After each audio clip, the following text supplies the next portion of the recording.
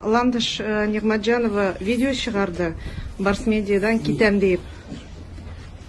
Siz bu videoni qaradыңызмы һәм үзегезнең бәягез нинди? Җырчылар ике Гәрәев арасында калдымы? Нинди сәбәпләр сезнеңчә? Bu бик авыр ситуация бүгенге кемнәр шу Барс медиа белән контракт эшләделәр, җырчылар.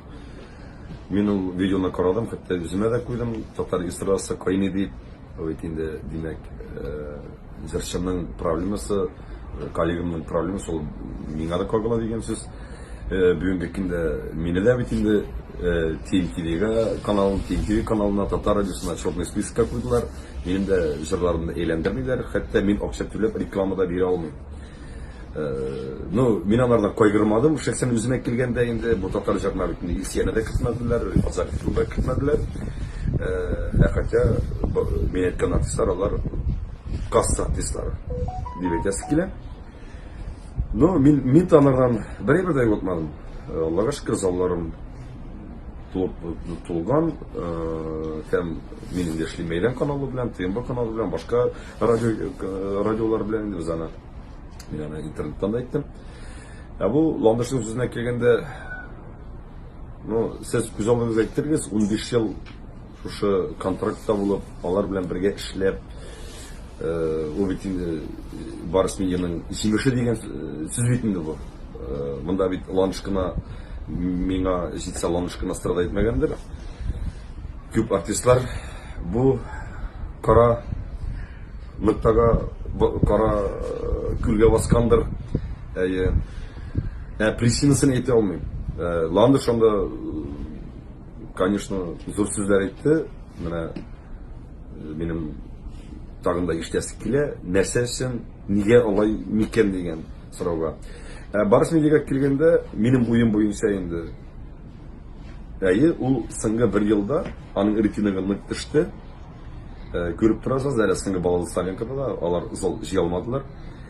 Безнең белән эшләгәндә, менә шу Марат Малитович, Радик Иванович вакытында аларның Мәскәүнең кремилләре тулган иде, татар җырлары белән. Кремилләренә кадәр тулган иде бөтен солянкалар, инде проектлар әзерләре, театр солянкалары, бөтен заллар да аншлаги. Димәк, монда менә бу бинада эшләр өчен специалистлар.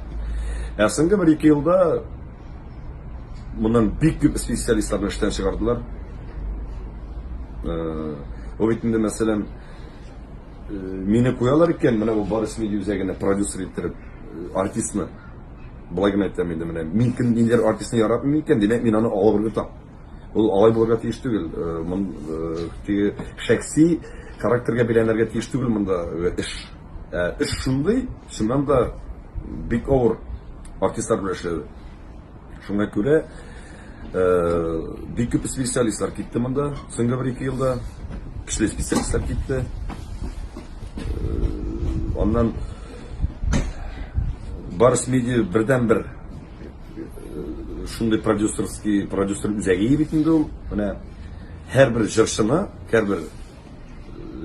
ул күтәрә иде. Исем ясый иде. Студент вакыттан монда инде студентлар киләләр, контракт төзиләр. Алар инде шул 7 ел эчендә үзләренә исем алалар. Алар үзләренә тәҗрибә алалар һәм укып бетергәннән соң аларның киләчәккә эше бар. Эше нәрсә? Хәт туй алып барсын, барыбер үзенә ипи эшли. Хәт концерт белән йөрсен, аларның юлы бар иде. Аларның исем бар иде, юл бар иде. Нәрсә белән эшләсәләр дә, нинди генә күләмдә кемдер концертлар белән китә, һәм аларның уже ипи, гаиләсен ашатырга эше бар иде дигән нәрсә бар. Бүгенге көндә Барс медиа үзенең җырчыларын таратты, күп җырчыларны чыгарды ул. Миңа әйтсә, бу дөрес әйбер түгел. Барс медиада артистлар нинди, Барс медиа белән нинди шартларда эшлиләр, контракт шартлары нинди иде? Минем иштү белән генә беләм инде, аларның шартлары шулай иде. Барс медиа элекке вакытта монда бу 20 ел дәвамында ясалган бу үзәк бит инде бу. Продюсер үзәге. Элек монда алалар талантлы артистны Алар шушы барыс милли үз акчасына төшерәйди, клип, җырлар сатып алай, киемнәр тиктерәләр, төрле концертларда катнаштыралар, ул аны йолдыз ясый. Андан инде йолдыз концертларга баргач, барыс ниндидер ничәдер фәлән процентны үченә алып калай, фәлән процентны бирә иде җырчыга. Туйда анда шартлар бар я, мәсәлән, туйга барсаң анда ниндидер суммага барырга тиеш. Ну, аның үзенең шартлары бар иде. Ну, ведь инде барыс медиа шуңа күрә ул үзенең акчасын шушы артистка куя иде бит инде, күп суммалар куя иде. Артистларга нәрсә ошамый алайса? Ну, білесме, артистларга нәрсә ошамый инде. Йолдыз булгач, үзе акча эшли башлагач, бүлешәсе килмей, акчасын бирәсе килмей, кемнең бирәсе килсен инде. Мине дә дәделәр монда контрактка, аннары мин әйттем, я былай эшлибез, я былай эшлибез инде, теге бартер буенча, я бөтенләй эшләмибез дип. Алар миңа бәйләнмәделәр. Монда килеп чыкканнар бу конфликттан сәбәбен сез күрәсезме? Нәрсәгә кешеләр китә? Аларны куалармы? Алар үзләре китәме? Үзләре китмәй инде, ничек эшләгән кеше үзе китсен инде. Бүгенге көндә былай да теге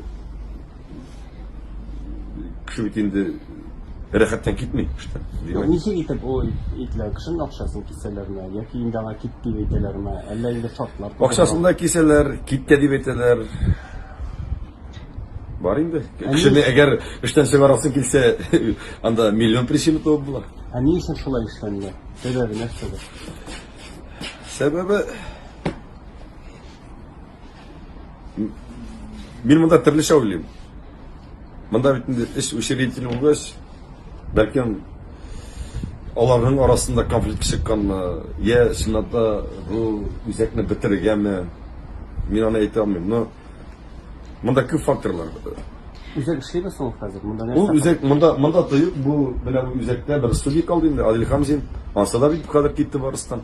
Ул да отказ бирде, хәтта Адил ул 15 ел эшләгән егет бөтен менә монда 80% аранжировканы аранжировкалар ясый иде. Җырчыларга һәм татар җырларына бик күп. Ул, ну, основной ул режиссер иде. Мин түлидем ротациягә 150 мең, алар эшкә әйләндерәләр иде. Вот.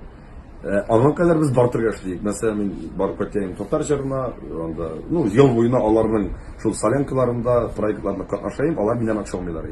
Соңгы ел нурҗы алар нокта куйдылар. Все акча түлисең. Яра, без акча түли башладык. Тик мин аларның солянкаларыннан отказ бирдем и проектларына катнашай башладым. Ну, чисто бизнес шундый отношение булды. Димәк, бизнес отношение булгач, бу нәрсә китерә инде. Бу шундый хәлгә китерә. Аны татар халкының масштабы белән алып карасак, менә шушындый теге профессионалларны әзерли торган продюсерлык үзәге калмагач, нәрсә булып чыгачак киләчәктә? Ну, нәрсә була инде? Шул нәрсә әле? Үзешчәнлек. Үзешчәнлек барлыкка килә. Сез ротациягә куйган җырларны уйнатмыйлар дип әйттегез. Ниндидер сәбәпләрен аңлаттылармы яисә юкмы? Акчасын кире кайтардымы Барс Медиа, юкмы? Юк, без менә яңа елдан соң мин бирмәкче идем сразу, мин инде кадәр бер 600 меңнәр әзерләп куйган идем. TNT-га клибымны күрсәтергә инде. Хәтта яңа елга кадәр безнең сөйләшү булды. Алар ярар иделәр. Һәм радиода әйләндерергә, рекламалар бирергә. Алар сразу Камаевны запрет, черный список. Менә миңа үземә дә кызык. Алар инде шакырып яталар, килсен, гафу үтенсен за то, что мин татар җырына теге пародияны куйган өчен. Но сүзне бит мин башламадым, алар башладылар. Нигә миңа буш башак дияр? Буш башак дигән сүз ул бала ясый алмаган, илен алмаган иратка әйтәләр. Аллага шөкер, уларым да бар. Бар нәрсә дә бар. Шуңа күрә кешене аскарблайтыр алдыннан, буш башак дияр алдыннан уйларга кирәк.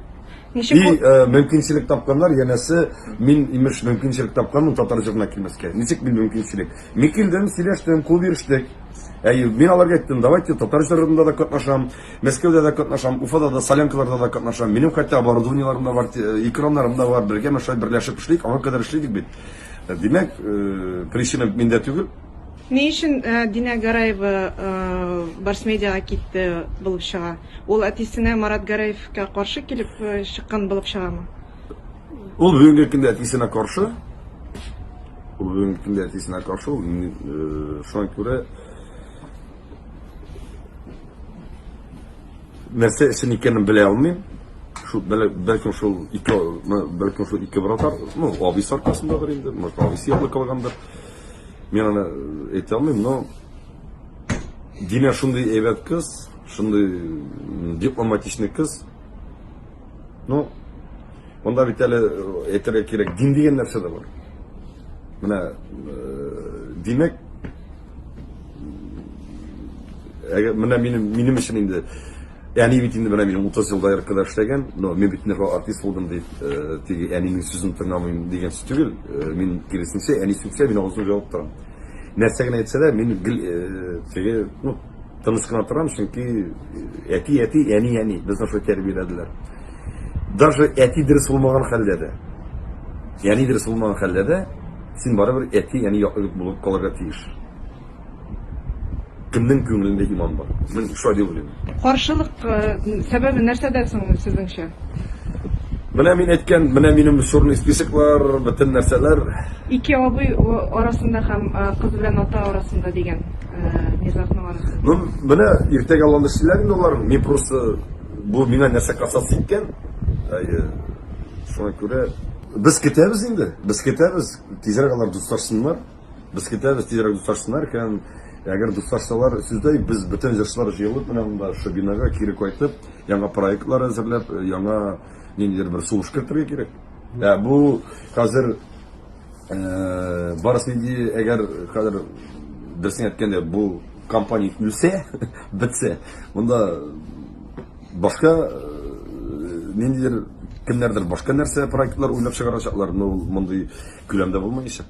Просто акча эшләү чарасы гына булачак.